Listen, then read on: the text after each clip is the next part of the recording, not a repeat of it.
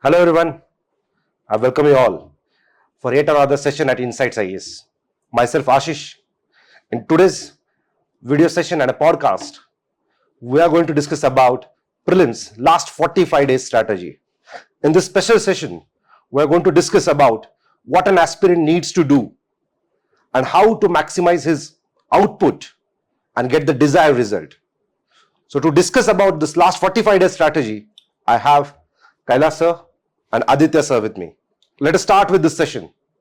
So Aditya sir, if I may ask you, ideally what an aspirant should do in the last 45 days, how he should plan his preparation. What do you think? Hello everyone, thank you Ashish sir. Yeah, actually it is very important that you are supposed to have a plan where you can revise at least 2 to 3 times. Correct. So the more the revision, more the retain.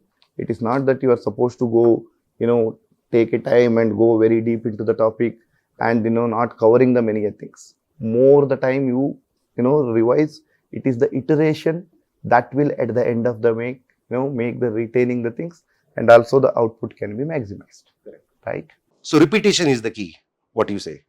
Yes, repetition. At this point of time, more you revise, more you can remember, and more you revise, more you can apply in the examination with respect to the basic question. It's more about the basics that will make somebody clear or not clear. It is not the difficult topics, but it is the easy topic how you manage about it. For that, basically, I would suggest there has to be a 3-pronged strategy, what we call as 3:2:1. That means that you can have 3 weeks of first revision timetable for a week of 3 weeks, where you can divide them into 7 major subject. Here I am considering history, for example, ancient, medieval, art and culture, and modern India as a one subject as a history, based on not as a separate subject as such, based on the importance that has been the number of questions that has been asked. In that way, if I want to divide it, then I can divide basically the subjects into major 7 subjects. Right. So where if you look at in the recent years, the weightage has been more increased with respect to geography, and IAS has become a standalone subject due to increased importance with respect to the weightage, right? And the polity, economy, right? Then you can take the environment and SNT, then basically history. Right. Now in history you are getting around 15 questions, right? And in SNT you are getting around 12 to 15 questions. Almost environment is also 15 questions.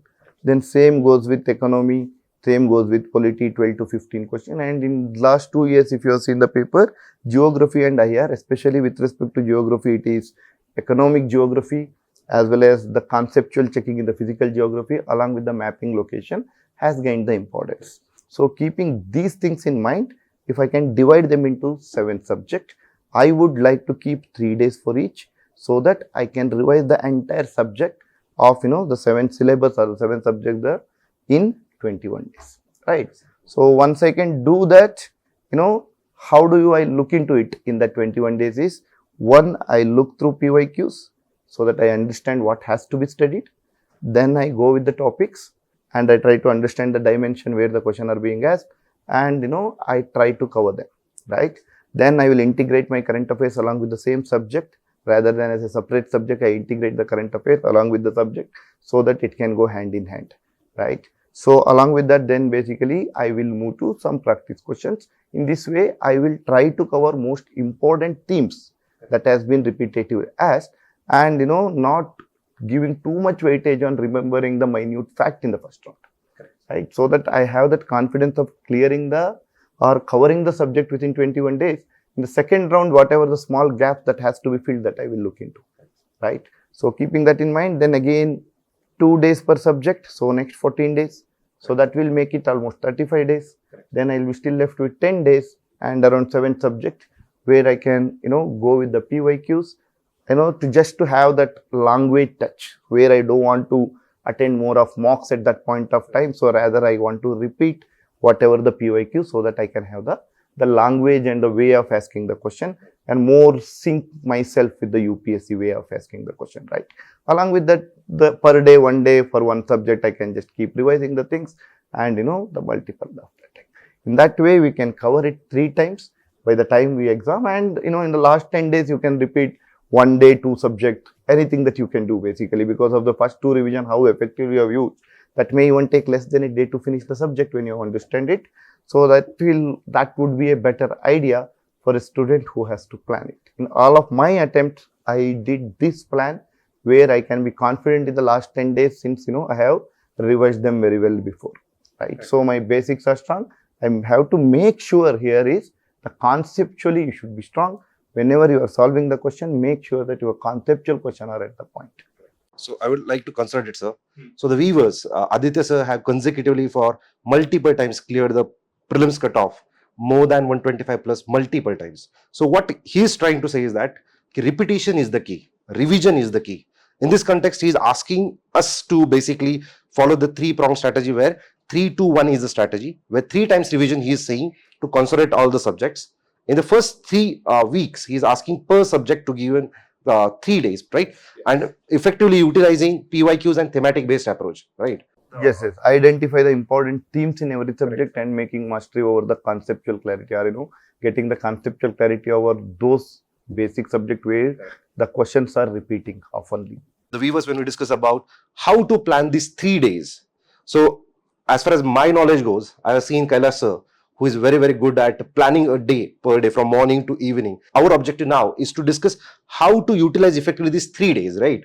So Kailash sir, please help the aspirants that how they can effectively plan the day from morning to evening, where they have to complete a subject with the basic reading, with the PYQs, and integrating the current affairs with that, right?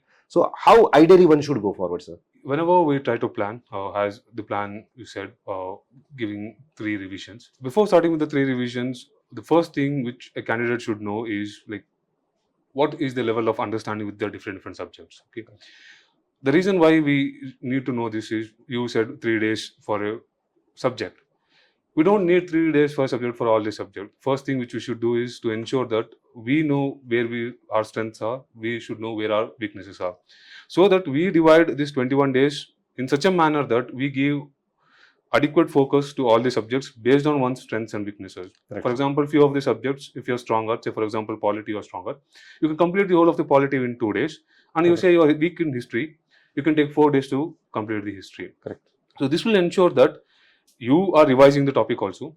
Along with this, you're also ensuring that you're focusing on those areas which you're weak at. Okay. So this will ensure that you will be able to go according to your need. 3 days is good one, but the problem arises when we follow without understanding our strengths and weaknesses. Correct, sir. So this should be the first thing. Okay. So I won't go too much into the days. You should design your plan according to your need itself, so that you can cover all these 7 subjects over a period of 21 days in the most effective manner. Yes. If I want to schedule my day or my plan as such, generally when I start my preparation with the easy subjects. Okay. And then slowly go to the difficult subjects one. For example, generally I start with history, then polity, then science and technology, and few subjects. And I generally end with history. History is a little difficult for me because there are a number of facts which I should recall. Okay.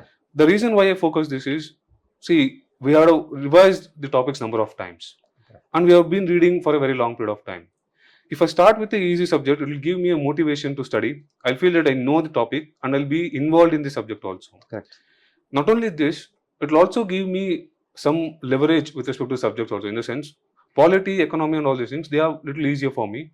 So I'll be able to easily read. When we go through the history, I might take additional time, where when I read it in the end, I'll be able to recall much more easily in the examination hall, because Correct. in the last 21 days, we are not just talking about first 21. It is also the part of the last 21 days also. So if I just revise it before 3 weeks, I'll have an idea about the history. Then again, I will revise just before the examination. So this will give me an leverage, saying that I'll be able to recall the facts much more easily.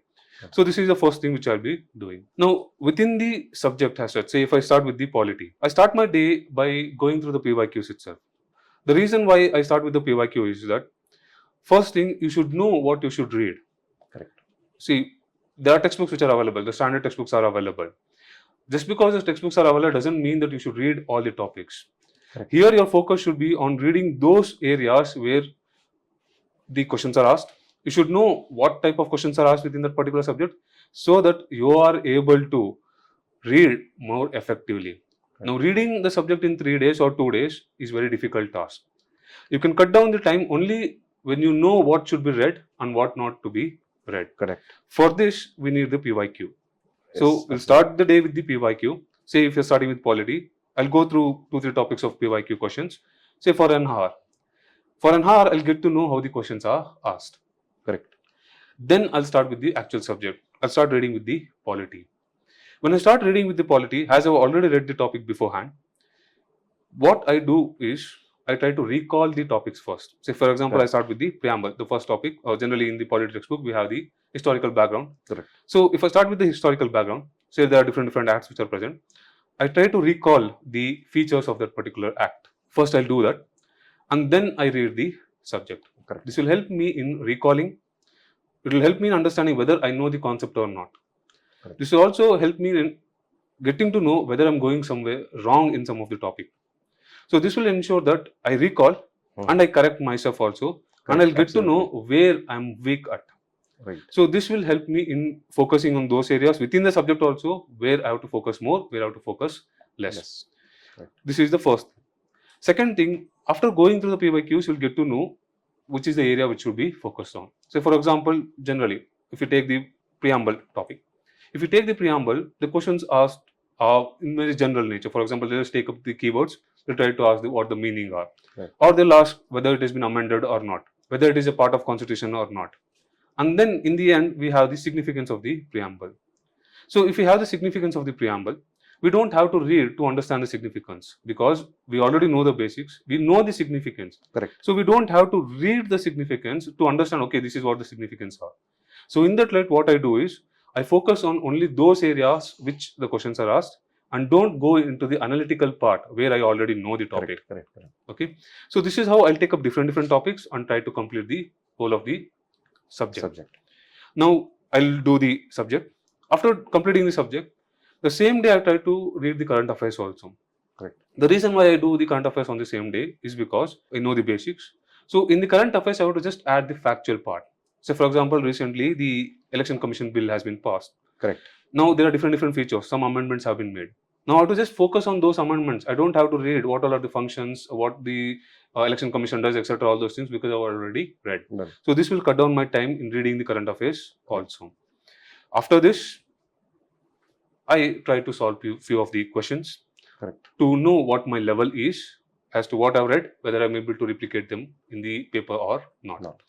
And generally, I end my day by solving some questions in the CSAT. Generally, an hour or 1.5 to 2 hours, I'll spend some time, so that I'm able to do the practice on a regular basis, which is very important for the examination. So this is how I schedule my day when I read Correct. any particular subject.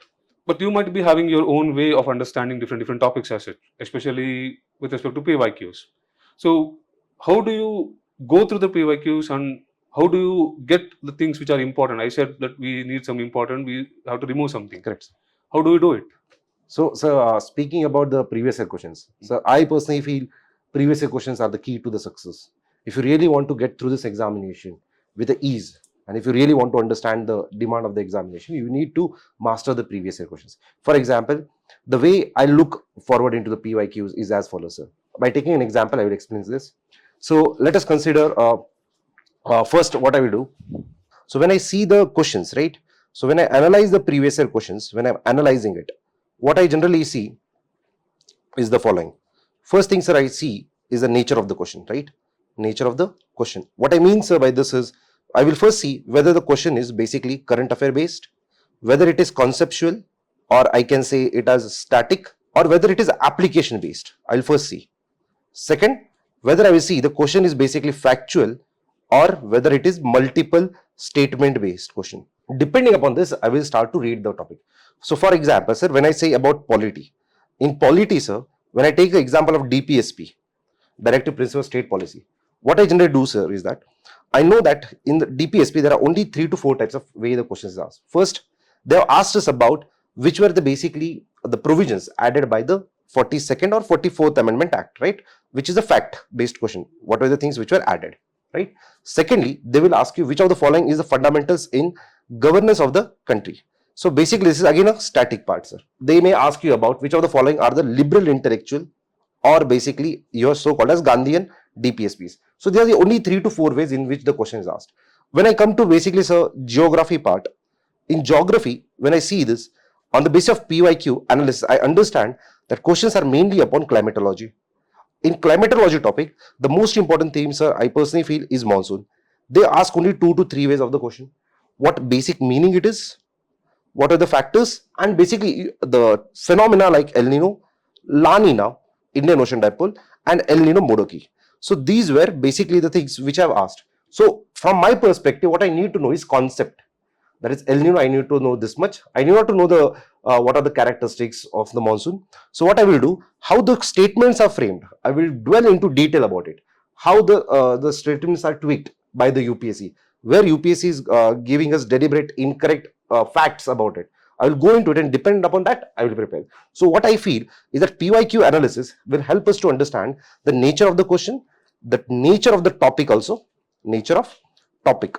And this will help us to streamline the preparation. This is what approach I used to follow, sir. So that is why dwelling or giving more maximum time for the previous year questions is more needed. Similarly, I would like to also focus upon, sir, ancient history part and environment ecology.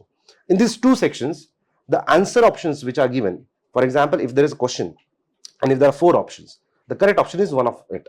The remaining 3 options, what I used to do, I used to go into detail, I used to read about it. Detail means I used to give hardly 2 to 4 minutes extra for reading the rest of the 3 options to dwell into it. So that will give me additional knowledge. For example, same will help me in Jainism, Buddhism, Cholas, Guptas. Same things will help me in basically so-called as environment ecology, the national parks, species, etc. So that is why focusing more upon the PYQs, analyzing it in detail from all the aspects will help me to get the language and the core demand of the topic and the question. This will make my work easy in that last 2 hours in the examination. But sir, what I feel is that along with this PYQs, if you are having the blend of current affairs knowledge with you, along with the basic static knowledge, then it helps you more. But for that, we need to have a unique strategy, right, for the current affairs. So basically, sir, you generally have gone through multiple newspapers and multiple magazines also. What do you think ideally that aspirant need to do for the current affairs? How he can maximize himself, maximize his output, remember most of the facts, figures from the current affairs? What is the ideal strategy that he needs to focus upon? Current affairs is a subject, right? So it is having its own a kind of, where it can either be a trap or it can be easy to get the marks. So there are 2 ways to look into it, because the sources, unlike for other subjects, are not defined here. Correct. So because of which everybody will come up with overwhelming material are available in the market. Everybody come up with the new topics which are, just to make you feel that, there's so many new minute topics that has been added just to make you feel that we have covered comprehensively. But when you look from the UPSC perspective, what an aspirants need, so much of content, is what basically making many of the students, lose focus on the basic subject. Then they start focusing more on current affairs and they actually lose in the game. So first, current affairs has to be understood in a way that how much you should knowing about it, right? How much detail in depth you are supposed to go about it, right? So now if you look at it basically again, I always look the current affairs mostly from the perspective of subjects, right? For example, if there is polity, right? Polity, whatever, either there will be 2 types of current affairs. One, new initiatives, right? For example, last time they had asked about, the women's reservation bill, right? So that is a policy changes, right? Or they may ask about, for example, one nation, one election kind of things this year. So that means that these are some policy changes that can be a direct question. From the topic only you can get the question. But if you look at other question, the ethics committee was in news as it has been, suggested the expulsion of a member and so on and so.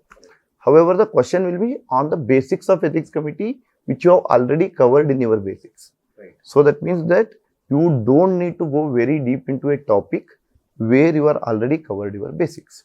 Just to understand what is it in news, then go back to our basics and make sure that you are good at that basics.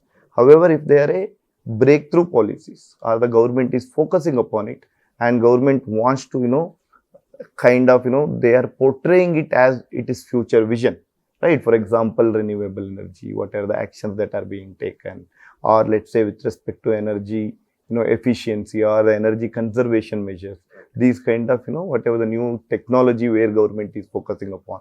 For example, government also started focusing upon, the digital rupee. So previously from last 2-3 years, again, they have asked 2 times about digital rupee, right? Like that, wherever the government focuses upon, that can be asked, right? Apart from that, it will be again, if the government is, doing or increasing, changing its monetary policy or the fiscal policy, its application, its influences, that will be asked, rather than asking about the recent monetary policy, what has been done, whether repo is increased, decreased, that will not be asked. Rather, what will be impact if the repo is increased? What will be impact if the repo is decreased? Which you have already covered in your basics economy. So, when you are reading current affairs, you should understand that in polity, economy, if it is something new as a topic, then yes, you have to go through them. That too, only the features. As Kailash has rightly pointed out, you should not worry about what is the significance of this rule. Now, what will make one nation, one election is a beneficial, or it is, how it will affect the federalism, that is not at all really required when you are looking into the current affairs perspective, because that will be more important from the mains perspective, not from the prelims. From prelims perspective, which of the, amendments that may need the state's ratification. Correct. Whether, there is a need of the state ratification for this, bill to become act. That has to be seen. If they are, also making simultaneous election for municipalities, then it may be under state subject. So you may have to get the state's approval. That is 50% of the state has to be approved. It will become that part of the constitutional amendment. For otherwise, it is not, right? So what you are supposed to look into here is, from the polity perspective, what is needed and how they have planned this thing. What are the various recommendations? That's it, right? And if there are any countries which are following the similar method, who are having the federalism but they are going with the simultaneous election, then you can have the basic idea about which countries the similar methodologies are there. That's it. Whether it's good, it's bad, what are its issues, that's absolutely not needed. So when they are giving the current affairs from the material, what will happen is they would be giving you everything that is required, right? So then what is happening? You are reading line by line, minute detail also. What were the previous instances they have tried it? So many things they would have given. Since you have been overwhelmed with the information, you get carried away for one topic, right? How much is actually required?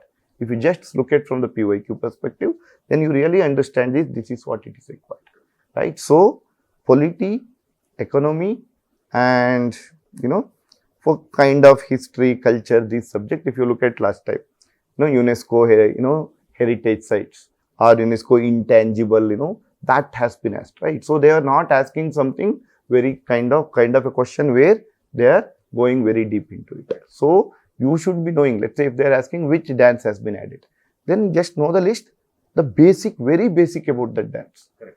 Don't go so deep into that, going and which kind of costumes they wear in the dance. That kind of detailing is not required. Correct. Where it has been placed, which, the community it will be placed, that much would be more than sufficient. Correct. So, you should first understand through PYQs that there is a limit where you have to draw a line for this subject, that is polity, economy, history and culture. These just has to be seen the topic. If they are more related to something related to constitution, just cover your basics, understand why it is in use. However, if it is a new initiative, please understand what are the various, the recommendation or various policy provisions that has been given. That much would be enough, right? So now don't go with its impact and other information to a great extent, right? And second, don't try to cover the current affairs from multiple sources. Whichever the source that you feel good, it is easy to read, right? And it covers it in a more practical way to cover, that would be sufficient. However, if you are reading for another current affairs magazine or another current affairs compilation, you can look for only extra topics that would not have covered here. Just don't try to take 1 or 2 extra points in the same topic and just try to add the information. That will not be absolutely useful. So these things you have to keep in mind. Now again, if you look at basically the where exactly the current affairs questions are being asked is one, international relations, right? Second, environment. Third, science and technology. Right? These are the topics where more number of IR question, I mean the current affairs question are appearing in the examination. Even if you look at closely, last time they have given countries why they are in news. Just why they are in news, right? You don't need to again go very deep into the issue that is happening. If there is some, let's say, some agreement has happened, you just know that between these two countries agreement has happened. What is it about in one line? If somebody completely unknown person is asking you what it is about, you should be in a position to tell what it is about. Not going to the minute details, what are the various provision, that is absolutely not needed. So in that way, the places in news, you just know the places, which country it belongs to, why it is in news, whether it is for economic crisis, whether it is a militant, insurgency, these kind of the reason why it is in news, and where exactly you have to locate it in map. So open the map, see it, right, so that you understand where exactly it is there, and mark it in the map so that you can easily recollect it later, right? Rather than consuming the information, grabbing it, try to reflect on it. In that way, you can cover these topics, right? So, however, again, only thing is more question, because for these, what is the problem? Environment, first part of the environment is fine, but when it go to the second part of the environment where it is more applied, for example, climate change, pollution, initiatives, agreements, various, these kind of things, you do not have one material that will suffice, because they are, on a daily basis, they are updating. So that means that recent COP would have been had. There many recommendation or, many agreement would have been signed. In the book that you are reading, it might not have covered. For that reason, for these subject, current affairs play a vital role. However, again, you have to stick to a plan, right? So in that way, you have to cover similarly SNT, right? Again, they are not going and asking too deep into it. They are asking application part of artificial intelligence. CRISPR, if it is in news, what is it about? That is, they are asking the basics and understanding, not the technically part, right? And because you have to understand that when just that the students who are attending or the aspirants who are taking this examination comes from the diverse background, from commerce background, humanities background, and science background. So the technicality will not be checked here. Rather, its application where it will be used, so that a general aspirant should know about it. In that way, you are supposed to go, not going too technical, right? So then what will happen when you are going too technical into the issues? Then you are losing the main focus, and then you yourself make that subject feel difficult for you. When even the easy question, you are not in a position to attend it, because you are already having that hesitation toward that subject. Correct. So always, try to cover them. And for these subjects, if you are okay, because there is no one static source that is available, right? For you don't have static source for IR, you don't have static source for second part of environment, and you do not have the static source for SNT. For this, it is more current affairs. Along with that, try to cover, many mock tests or open test, where you can get a different question based on, recent developments on those things. The test series would have covered. In that way, you can add more information, because you do not have anything like static.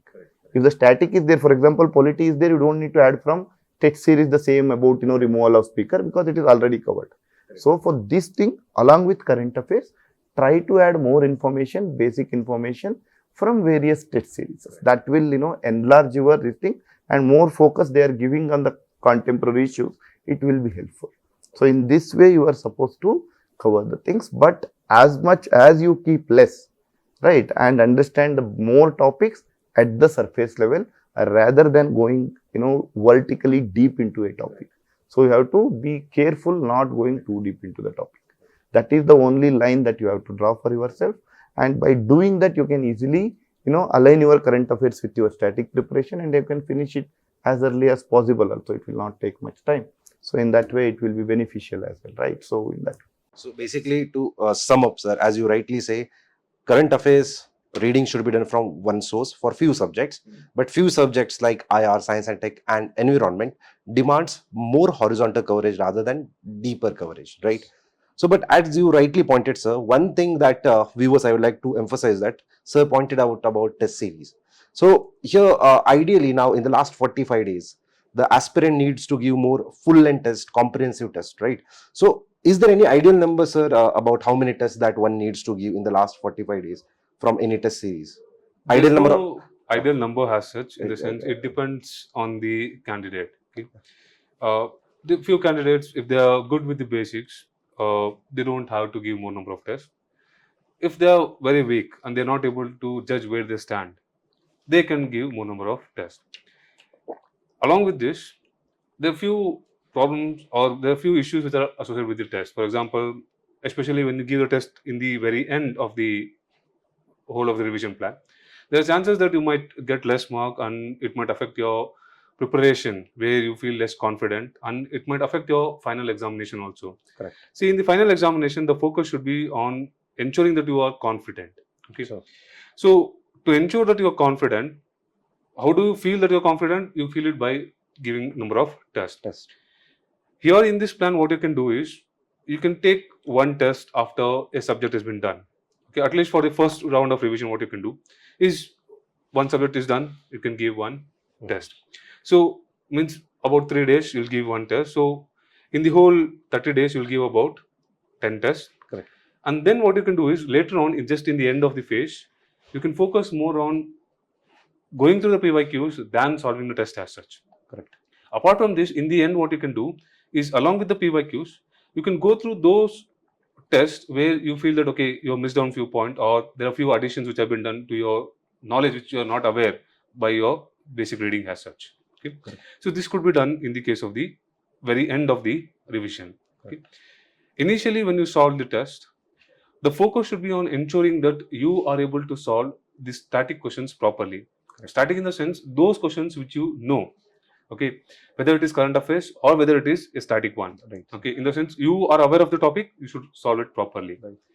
Because this is very important for the final examination. Right, sir. In the final examination, by the available knowledge which you have, you can just solve about 35 to 40 questions. Means Absolutely, sir. you have the knowledge, you have all the knowledge of all the different points or points which have been asked, and you know this is what the answer is. Correct, sir. For the remaining question, you use your applied knowledge, in the sense you know your basics and you apply. Correct, sir. So here, to ensure that you're very strong with the basics, the 35-40 questions which are asked in the examination, you should be ensuring that you answer 100% correct over there. Absolutely. And this could be ensured by going through the test series. By going through the test series, you'll get to know where you're going wrong, and you can Correct. focus when you're doing the second and third round of revision. Correct. So this will help you in ensuring that you focus in those areas where you are lagging behind. Correct. And ensure that you correct that area, so that in the final examination you are able to ensure that the questions which you know, you mark it right. Absolutely. So there's no ideal number as such, it depends on a candidate. Right. But if you solve at least once in 3 days, you'll get into the routine of writing the test. Routine is very important because in the final examination, when you take the test, examination as such, generally after 1.5 hours, you'll feel exhaustion. Right. To avoid this exhaustion, if you had done the practice properly for whole 2 hours, generally in the test series, what we'll do is we complete it within 1 hour, 1 hour 15 minutes. Correct, sir. Correct. But that doesn't happen in the case of the final examination. In the final examination, you sit for 2 hours. 2 hours. Even if you don't want, you have to sit in the examination. Yeah. So in that light, in the end, you will feel the exhaustion. Correct. So in this 10 days, your focus should be ensuring that you are able to sit for 2 hours with full energy. Right. So the test series is not only about knowledge perspective or making things right, it is also ensuring that you are mentally ready and physically fit to sit on that particular 2 hours also. Correct. So in that light, taking regular tests will help you in ensuring that you are ready for the examination. Correct. So I would like to add one more point, that what I used to do in the last few 10 days, what I feel is that aspirant needs to see original UPSC papers, so that by seeing the original papers, one can understand the actual language, actual demand of the examination. So seeing the original papers in the last, how the questions are being shuffled, etc., and getting into that mindset and the momentum will really help an aspirant, right? Yes. So one more major thing that one needs to focus in the recent last 4 years was about CSAT. So CSAT is nightmare for many aspirants, right? So because many aspirants, as I know, have cleared comfortably the general studies cutoff, but they could not clear the CSAT cutoff. So is there any particular way, sir, through which aspirant with ease can clear the cutoff of CSAT? What is the particular strategy that they should follow in that last 2 hours in the examination, sir? What should they ideally do? One, there are two things here, right? One, there is about preparation in this 45 days, and then one, what you are supposed to do in the 2 hours, right? So now, if you look at the question papers, right? So what is happening in CSAT? CSAT is not becoming difficult, but the problem is they are going very basic. As you go basic, the things become difficult, right? That is how, because usually people lack basics. However, they have the overall knowledge. So when I start going deep into the basic, then you get stuck, right? So in that way, in keeping that in mind, right? What is basic? That means that the number system, right? What is numbers? What is LCM, HCF, remainder, right? Then your percentages, averages, all these questions, ratio, proportion, which do not need any formula, but rather it is about the understanding of the topic in itself. Now, if you look at the CSAT syllabus, then there are 6 to 7 bulletin points that you can see, within which 2-3 are irrelevant after the compulsory English has been removed, or the ethics paper has been introduced, so that decision making and problem solving is no more useful or being asked in the preliminary. So now what is there in your syllabus, if you look at it, then it is about the quantitative aptitude, right?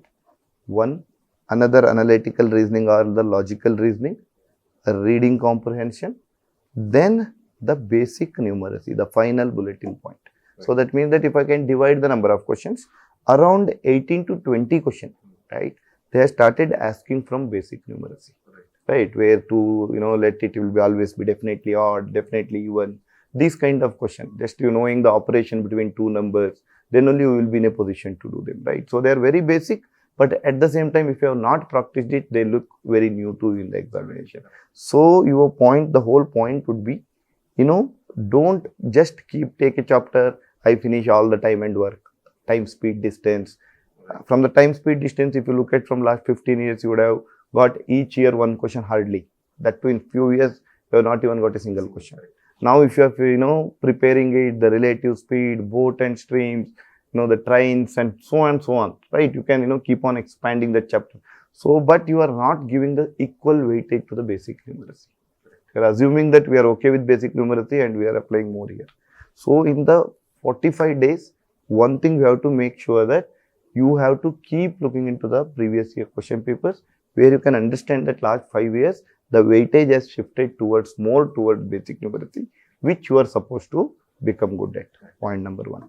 Point number two, right, the logical reasoning, where every year there are certain topics like clocks, directions, blood relations, right, syllogism. Every year there will be one question from each chapter, which are easy to crack also. So if you can master it, that you can do. If you are, not really good at maths, now I can't, enough, allot lot of time for it, which is not practical also. How it has to be done, 6 months back, if you ask me the same question, my approach would be very different. In the last 45 days when you are looking, you have to be more practical. That means that make sure that your basic numeracy chapters, at least there will be many videos that are available in the internet, YouTube, you can just go through the basic numeracy and just have the basic understanding, because the application of the basic numeracy is very easy once you understand them. Second, the reading comprehension. This is basically something usually people either think that they are good at English, so they will do it, or they will think that I am not good at English, I can't do it. Correct. Right? But it is neither of them is true. Right? If you can understand polity, if you can understand economy, or if you can understand your reading newspaper, if you can understand the thing, same topic would have been asked here, but only the question is being asked. Right? So if you can understand them, then you can easily understand the passage. Now the advantage of reading comprehension is what? The questions are the answers for your answer. Question is already hidden within the passage. Right? Now it is more about you should know how to extract it. Right? So try to go through the previous year passage, see what are the various questions that is being asked, how the wrong option has been set. Why something, you would have asked a message conveyed in this passage. Then he may be giving a fact that is stated in the passage itself. Fact is not a message. Message what should be done, what ought to be done. So basically you have to try to understand how they two are different, right? In that way, basically try to understand where exactly how the options are being set. And once you can master at least this, because this does not need any special preparation. You can just, understand 2, 3, there are many, again, I have seen many good videos in YouTube also. Many have done how to approach reading comprehension, and by taking the PYQs, they have tried to explain it there quite well. And if you can then start applying for the previous year question, and if you can get at least 80% accuracy, right? Every year there will be around 25 to 27 passage questions are there, right? So that means that even if you can make 80%, right? 25 8s are 20 question will be right. Even then 5 question wrong. So net you will have 18 question. So that means that all you need to clear, the cutoff is 27 net question. What is 27 net question? After right question, if I deduct your wrong question, then how much finally the right question you will be left with? For every 3 wrong question, you will lose 1 right question, right? Because 1/3 is the negative marks. So that means that if I do 25 correct, 20 correct, 6 incorrect, 6 will take me 2 correct questions. So 18 net will be my score basically, right? Keeping that in mind, all you need is another 9 net question. And this will take very less time, maybe around 40-50 minutes, right? So that means that it becomes difficult for examiner to set a wrong option here, because he has to frame it. Right. Unlike maths, what will happen? If I am asking, let's say for example, what blood relation question, the answer is son. I will give daughter also. I will give son-in-law also. I will give uncle also. Now only if you solve, you will understand it. Right. Otherwise, you will not be in a position. So it is easy to set wrong option. In aptitude, if the answer is 25, I can give 26, 27, 28. Once you do it only, you will get the answer. Right. But in the reading comprehension, if there is 1 right answer, or if there are 2 right answers, the wrong answer has to be framed by the author. And while he is framing it, he has to make sure that it is wrong for certain reason. That means that he may be exaggerating the statement. He may be, talking about deterministic statement in a probabilistic topic. In that way, what will happen is, if you can identify them, then it becomes easy. So if you can get hold of it, even and logical reasoning and your basic numeracy making good. But let's say if I'm not really good at probability, permutation, combination, and my mind is not, taking that at this point of time, have the basics ready. If a very basic question comes, you can do it. The very difficult question in probability, permutation comes, it's okay, because it's anyways you need 66.66, right? That is not 27 question. It is not like GS, I'm leaving it will affect me, right? So in keeping that in mind, you have to be practical. And the second thing is, in the examination, if you ask me, right? So most of the students lose because they get stuck to one question many a times. They are not able to, their ego says, or their, the feeling that they have worked for 2 minutes, now they are not getting the answer. They don't want to leave it and go it again, right? So that basically they will again try for another 5 minutes, right? So because of which basically they are wasting the time. At the end of the day, they cannot manage it, right? So exactly if you look at it, you should be like a businessman. That means that because each difficult question, easiest question, both carry equal marks. Now a good businessman will always put less effort to get the returns, right? If you're getting the same return, wherever the less effort is there, you go with that one. And if as far as your ego concerned, come home and solve the difficult question. Who has stopping you, right? So then you can, before checking the answer keys, you can solve and then you can check the answer keys. That is to satisfy your ego, right? But however, in the examination, be a businessman, right? So that is what I suggest. And mix, in these 45 days, try to have a different strategy that, start with passage. Then, you can go with aptitude if you are really not that great at aptitude. But if you are really good at aptitude, then, you can go with the aptitude first, make sure that you are already safe. Then you can keep attending the passages. You try them here before you go and try in the examination. Have 3-4 different strategies. Try here. If somebody is getting consistently 100 plus in open mock tests, right? Then he can just glance the things to make sure that he is in the line, but he need not to put too much of effort. But if somebody is getting 70, 75, just clearing it, then it matters, right? So you cannot just take the 2-3 question risk and go to the examination. In that case, it is important that you dedicate 2 hours each day along with your GS, because it doesn't matter if you clear GS and does not clear CSAT, right? So, you only can keep telling your stories to other. You become an example how, not studying CSAT, can ruin your entire preparation of 1 year. Let's not become example of it, right? So, right? So that is what I feel. So yes, in that way, you are supposed to take care of it basically. I hope that the viewers got the exact clarity what they need to do about CSAT. So to sum up, sir, basically in this last 45 days, we emphasize for first multiple revisions. We have emphasized about 3-2-1 strategy, that 3 weeks, 21 days, 2 weeks, 14 days, and last 1 week. So in this 3-2-1, we are emphasizing for 3 times revision. Most important is PYQs. Third, thematic based revision and thematic based focus based approach, integrating current with the preparation itself, not going deep into a particular topic, rather covering more horizontally about the current affairs, especially about the 3 to 4 major subjects like environment, science and tech, international relations. Absolutely not ignoring the CSAT preparation. We hope that in the examination hall, in that last 2 hours, you will focus upon easy questions first.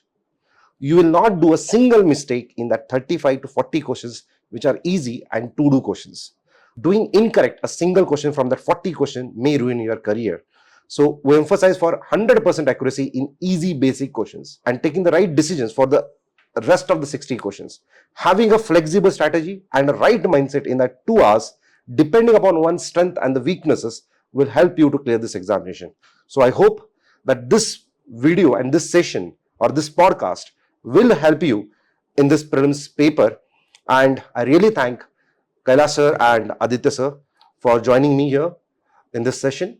And I hope you come out with the flying colors, and I wish you best of luck for the upcoming examination. Thank you guys.